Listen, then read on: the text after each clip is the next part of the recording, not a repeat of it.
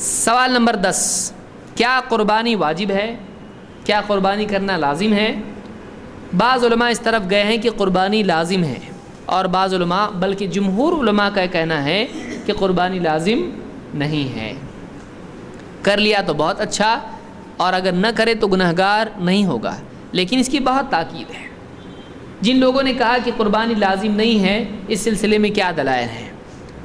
اللہ کے نبی صلی اللہ علیہ وسلم کی حدیث ہے، آپ نے فرمایا اذا رأیتم ہلال ذی الحجۃ، جب تم ذو الحجہ کا ہلال پہلا چاند دیکھ لو، واراد احدکم ان یضحی، اور تم میں سے کسی کا قربانی کا ارادہ ہو، فلیمسک عن شعرہ واظفارہ، تو اس کو چاہیے کہ وہ اپنے بال اور ناخن نہ کترے۔ یہاں پر دلیل یہ مسلم کی حدیث ہے، کتاب الاضاحی میں ہے۔ یہاں پر الفاظ کیا ہیں؟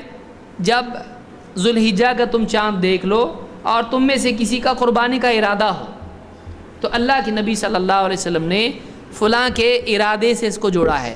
کوئی کرنا چاہے قربانی تو وہ ناخن اور بال نہ کترے۔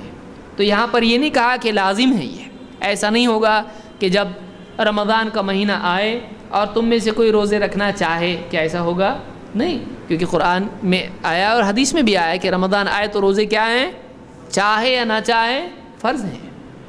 اگر قربانی کا ایسا معاملہ ہوتا کہ چاہے نہ چاہے وہ تو فرض ہیں، تو آپ ایسا نہیں کرتے، آپ ایسا نہیں کہتے کہ تم میں سے کوئی قربانی کا ارادہ رکھتا ہو، بلکہ آپ یوں کہتے کہ جو بھی جس پر بھی قربانی فرض ہے اس کو ایسا کرنا چاہیے۔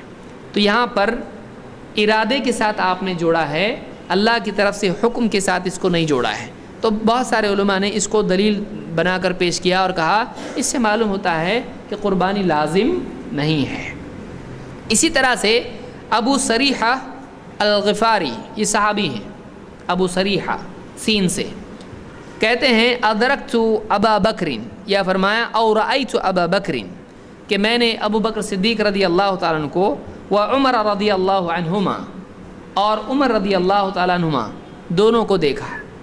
ابو بکر صدیق اور عمر رضی اللہ عنہما دونوں کو دیکھا، لا یضحیان، دونوں بھی اس وجہ سے قربانی نہیں کرتے تھے، کراہیت ان یقتدی بہما، کہ لوگ ان کو دیکھ کے قربانی کرنے لگیں گے، یہ بھی پابندی سے کرتے ہیں تو لوگ بھی پابندی سے کریں گے، اس لیے کبھی وہ قربانی نہیں بھی کرتے تھے، تاکہ لوگوں کو معلوم ہو کہ قربانی نہیں بھی کر سکتے ہیں۔